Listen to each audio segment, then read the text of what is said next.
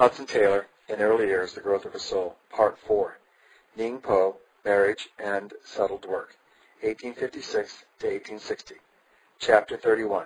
My thoughts are not your thoughts. We thank Thee, Lord, for pilgrim days, when desert springs are dry. And first we knew what depth of need Thy love could satisfy. Days when beneath the desert sun, along the toilsome road, over roughest ways we walked with one, that one, the Son of God. We thank Thee for that rest in Him, the weary only know, the perfect wondrous sympathy we needs must learn below. The sweet companionship of one, who once the desert trod, the glorious fellowship with one, upon the throne of God. We know Him as we could not know, through heaven's golden years.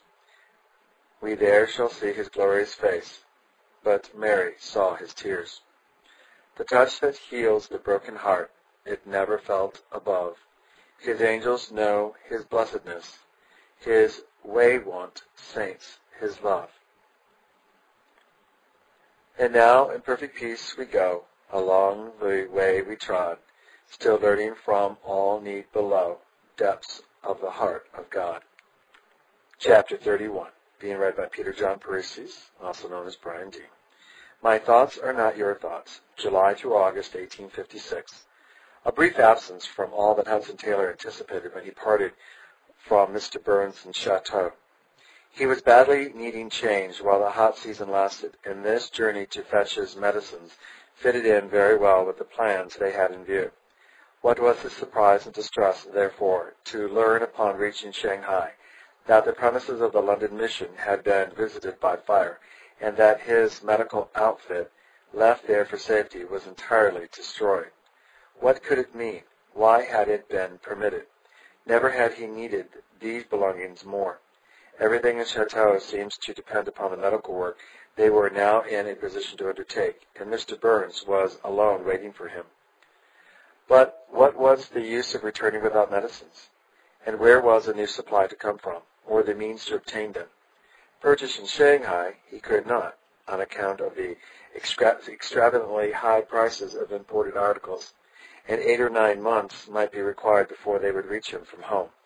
It was a difficult position, and the young missionary, as he tells us, was more disposed to say with Jacob, "All these things are against me," than to recognize with cheerful faith that all things work together for good to them that love God. I had not then learned, he records, to think of God as the one great circumstance in whom we live and move and have our being, and of all lesser circumstances as necessarily the kindest, wisest, best, because either ordered or permitted by Him. Hence my disappointment and trial were very great. The only thing was to write and tell Mr. Burns what had happened, and to put off his return until he could go to Ning-po and see what Dr. Parker could do to help them. If he could spare a small supply of medicines to go on with, they might still be able to begin work as soon as the great heat was over. So in the hope of retrieving his losses, Hudson Taylor set out for the neighboring city. And then a whole set of new difficulties began. 3 or 4 days under ordinary circumstances would have taken him to Dr. Parker, but on this occasion he found himself 3 weeks after he first started, no nearer his destination than at the beginning. True, he had made the trip as much of an evangelistic journey as possible, preaching and distributing literature along the first part of the way, but this was not the reason of his ending up where he began, penniless and destitute, without having reached Ning-po at all or communicated with Dr. Parker. It is interesting to notice, he wrote long after, the various events which united in the providence of God in preventing my return to Chateau and ultimately led to my settling in Ning-po and making that the center for the development of future labors. But during this trying summer and many unsettled months that followed, the young missionary was sorely perplexed to understand the way divine providence was taking in the ordering of his affairs. Life turns at times on a small pivot, and in looking back, one is startled to realize the importance of what seemed a very little thing. How could Hudson Taylor have imagined, for example, that the robbery that left him in such distress upon this journey was to result in the deliverance of the entire mission he was yet to found during a period of financial danger? How could he suppose that the upset of all his plans and the severance of a partnership in service more precious than any he had ever known was to prove the crowning blessing of his life on the human side, bringing him into association and at last union with the one of all others most suited best to him and his work? But so it is, God leads. His hand is on the helm. We are being guided even when we feel it least. The closed door is as much his providence as the open, and equally for our good and the accomplishment of his own great ends. And one learns at last that it is not what we set ourselves to do that really tells in blessing so much as what he is doing through us when we least expect it, if only we are in abiding fellowship with him. There was no water beyond SHIH-MUN-WAN, he wrote in relating the latter part of this journey. Footnote. Up to this point, Mr. Taylor had distributed with his usual care as many as 200 copies of the New Testament and 3,000 other books and tracts. He had been 2 weeks upon his way, July 22nd to August 4th, and was able to write, "Never since I've been in China have I had such opportunities for preaching the gospel." The account that follows of the rest of the journey is taken from letters to his mother and to the secretary of the CES, published in part in The Gleaner for December 1856. End of the footnote.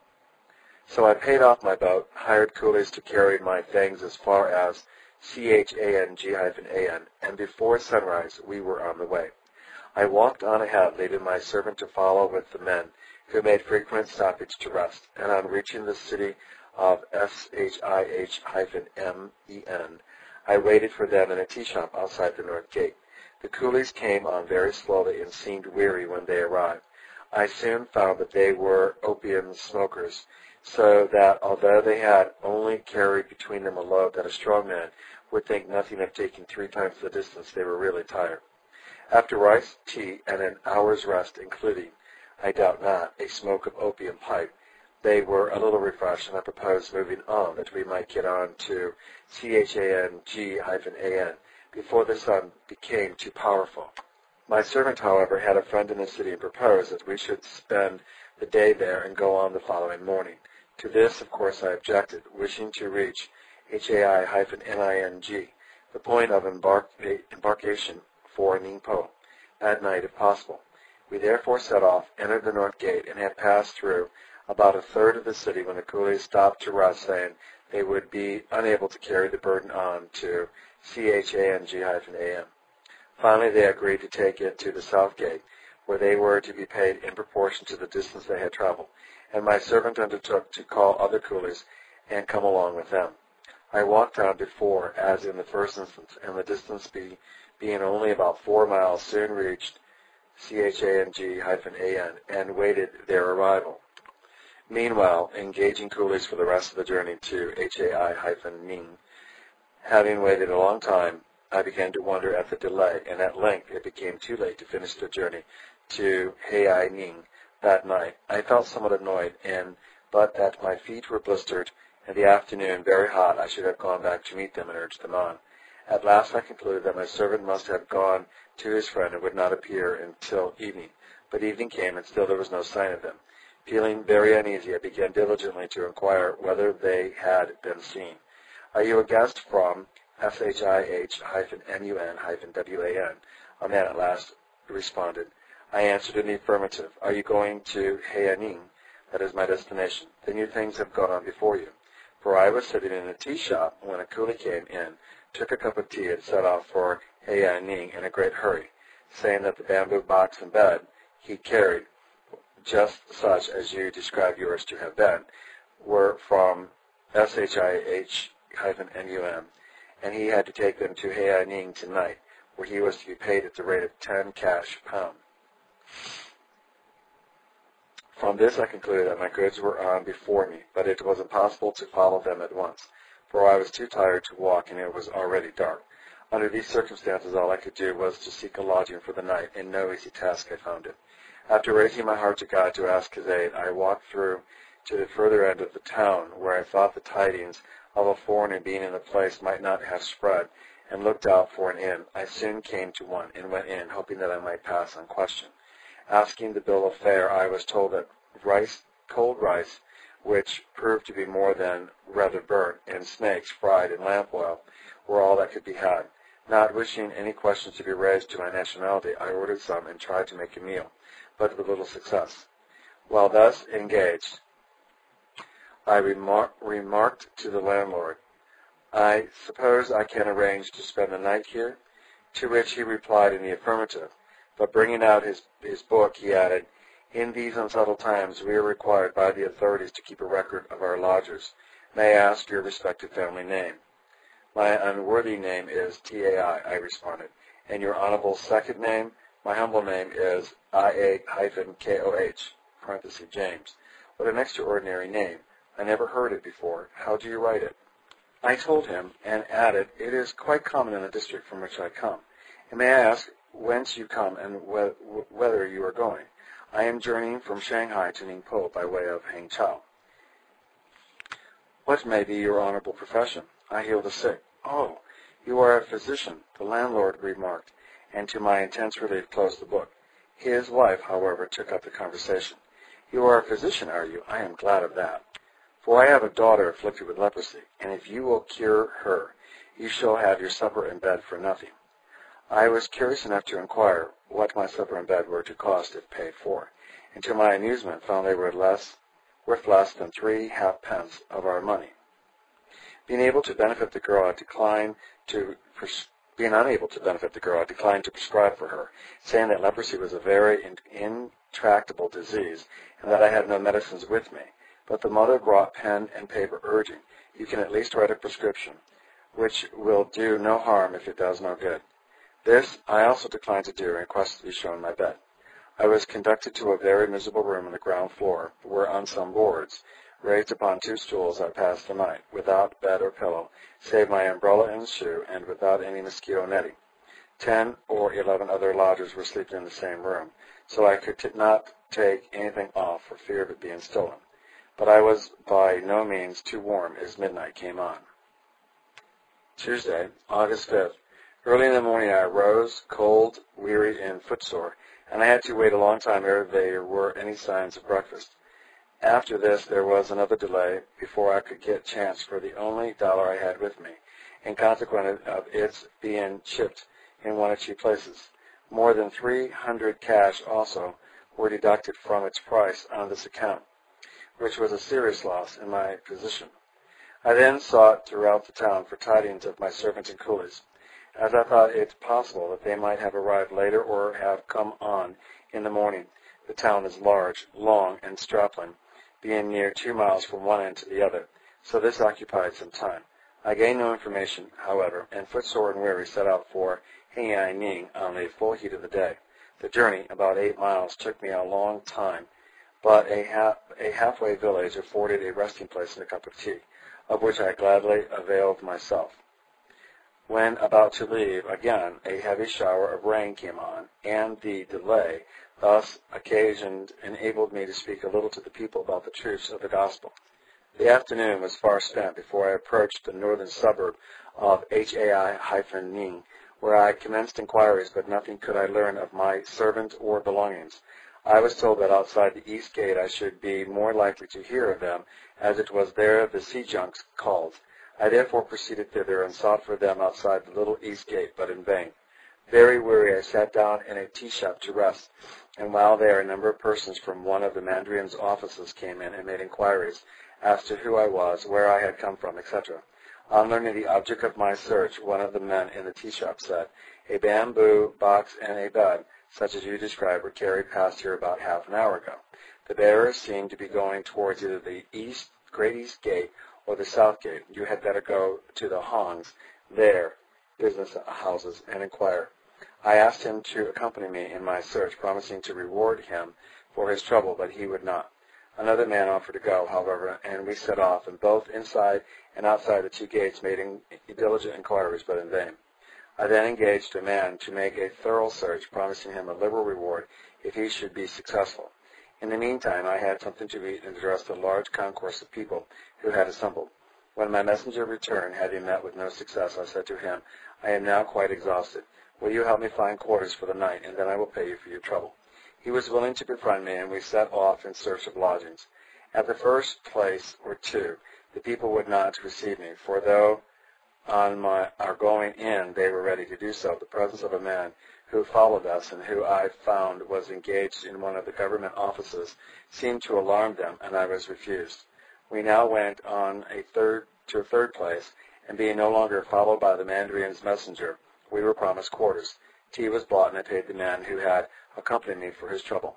Soon after he had left, some official people came in. They did not stay long, but the result of their visit was that I was told that I could not be entertained there that night.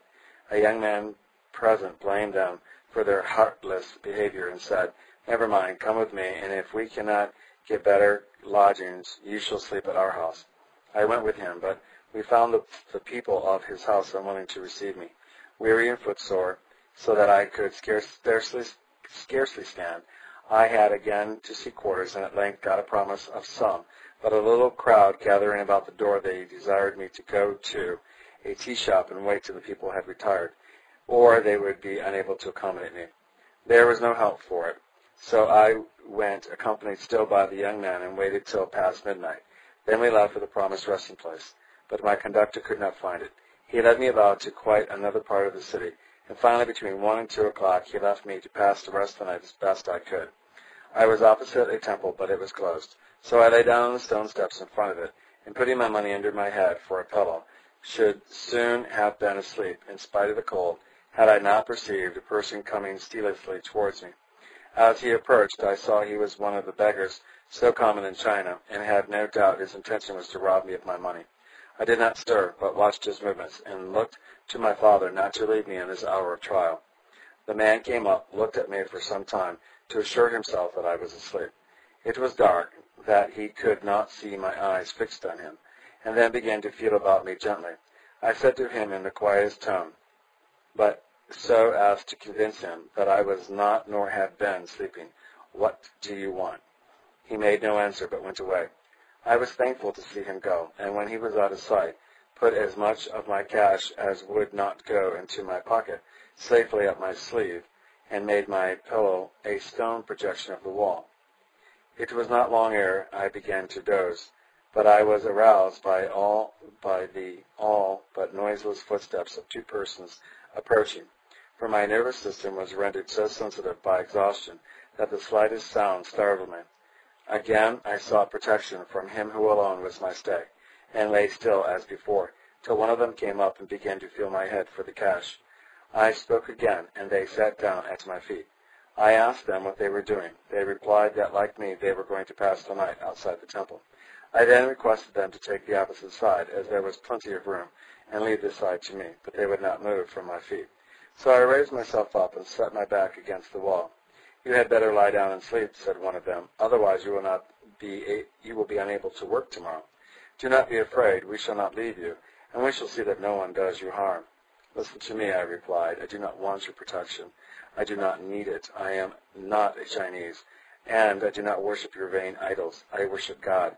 He is my Father, and I trust in him.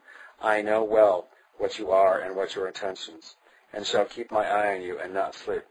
Upon this, one of them went away, only to return with a third companion. I felt very uneasy, but looked to God for help. Once or twice one of them came over to see if I was asleep. "Do not be mistaken," I said. "I am not sleeping." Occasionally my head dropped, and this was a signal for one of them to rise. But I at once roused myself and made some remark. As the night slowly wore on, I felt very weary, and to keep myself awake, as well as to cheer my mind, I sang several hymns, repeated aloud several portions of Scripture, and engaged in prayer, to the annoyance of my companions, who seemed as if they would have given anything to get me to desist. After that they troubled me no more, and when shortly before dawn of day they left me, I got a little sleep. Wednesday, August 6th. It was still quite early when I awakened by the young man who had so misled me on the previous evening. He was very rude and insisted on my getting up and paying him for his trouble, even going so far as to try to accomplish by force what he wanted. This roused me, and in an unguarded moment, with a very improper feeling, I seized his arm with a grasp he so little expected, and dared him to lay a finger on me again or to annoy me further. This quite changed his manner. He left me quietly remain until the guns announced the opening of the gates of the city, and then begged me to give him something to buy opium with. Needless to say, this was refused. I gave him the price of 2 candles that he said he had burned while with me last night and no more. I afterwards learned he was connected with one of the Mandarin's offices. As soon as possible, I bought some rice gruel and tea for breakfast, and then once more made a personal search for my things. Some hours thus spent unavailing, I set out on the return journey, and after a long and weary and painful walk, reached Chang-an about noon. Here also my inquiries failed to bring any trace of the missing goods. So I had a meal cooked in a tea shop, got a thorough wash and bathed my inflamed feet, and after dinner rested and slept until 4 in the afternoon. Much refreshed, I then set off to return to the city at the south gate of which I had parted with my servant and coolies 2 days before. On the way I was led to reflect on the goodness of God and recollected that I had not made it a matter of prayer that I might be provided with lodgings last night.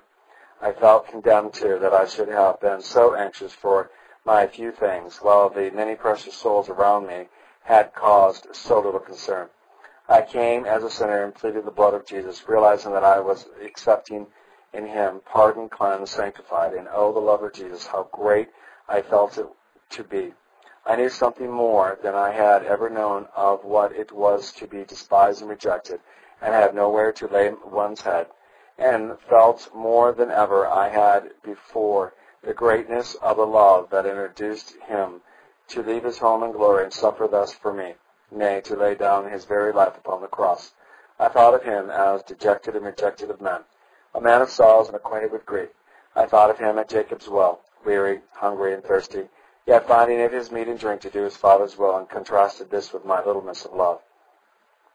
I looked to him for pardon for the past and for grace and strength to do his will in the future, to tread more closely in his footsteps, and to be more than ever wholly his. I prayed for myself, for friends in England, and for my brethren in the work. Sweet tears of mingled joy and sorrow flowed freely. The road was almost forgotten, and before I was aware I had reached my destination. Outside the south gate I took a cup of tea and asked about my lost luggage and spoke of the love of Jesus. Then I entered the city, and after many vain inquiries left it by the north gate.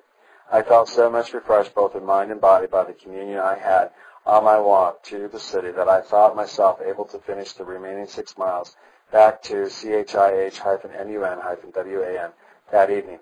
First I went into another tea shop to buy some native cakes and was making a meal of them when who should come in but one of the identical coolies who had carried my things the first stage.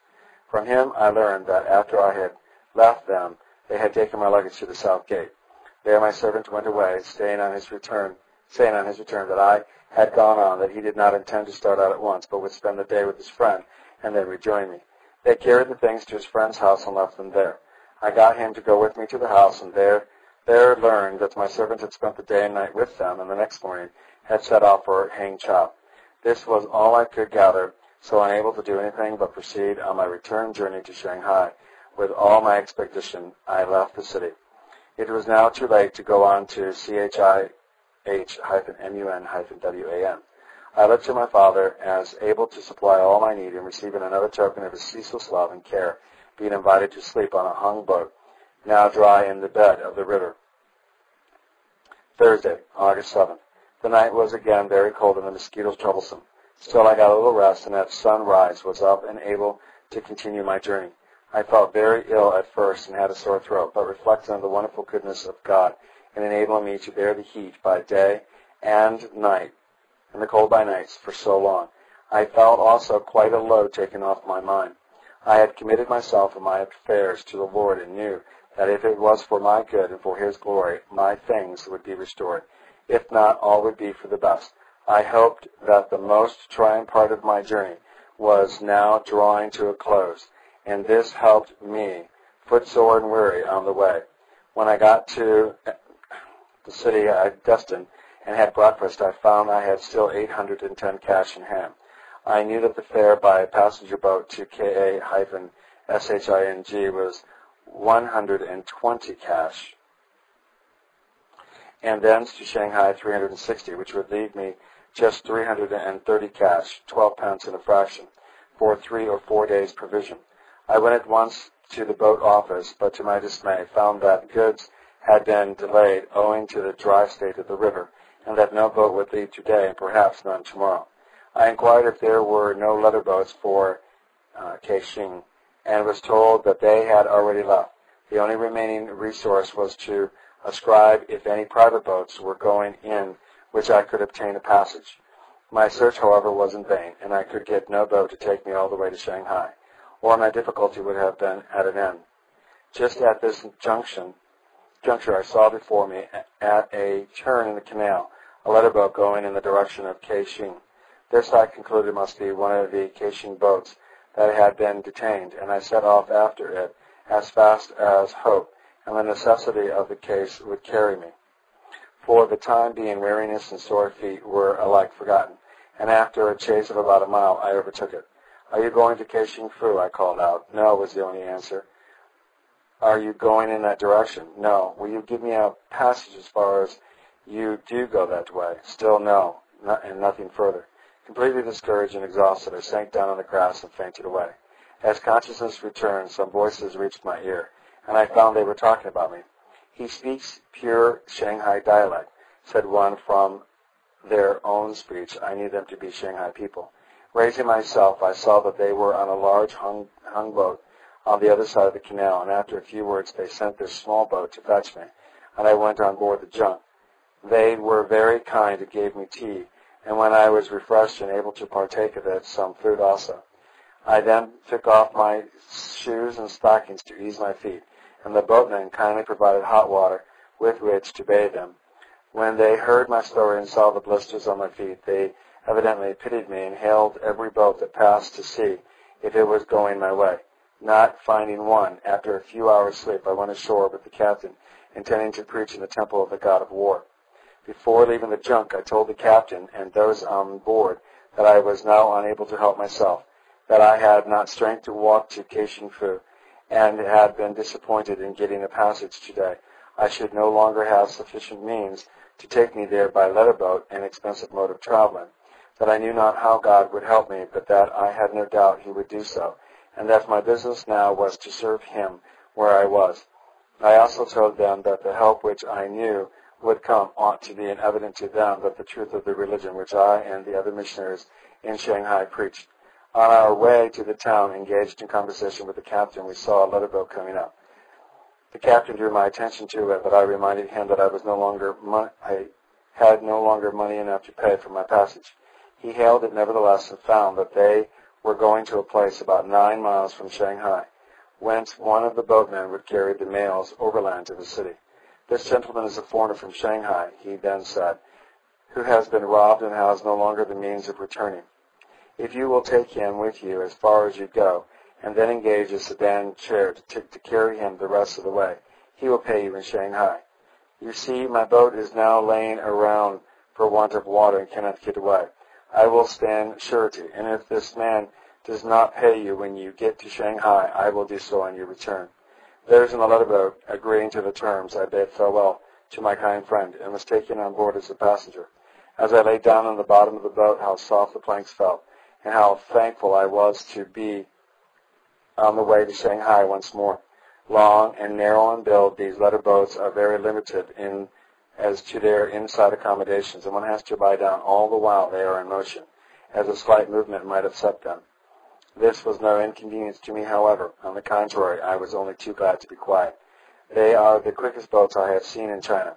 Each one is worked by 2 men who relieve one another continuously day and night. They row with their feet and paddle with their hands, or if the wind is quite favorable, row with their feet, and with one hand manage a small sail while steering with the other.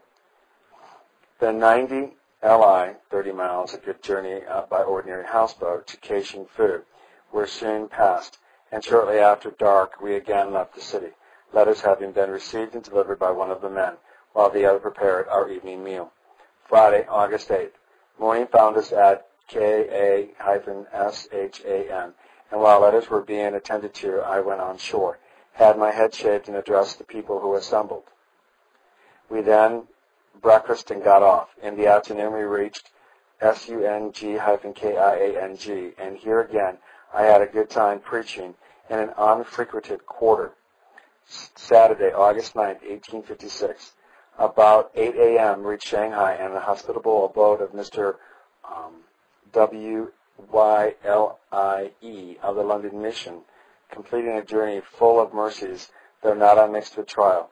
Never since I had been in China had I had such opportunities for preaching the gospel, and there the termination was far from what I desired. It has been greatly blessed to me, and I trust the word preached and distributed may bear fruit to the glory of God.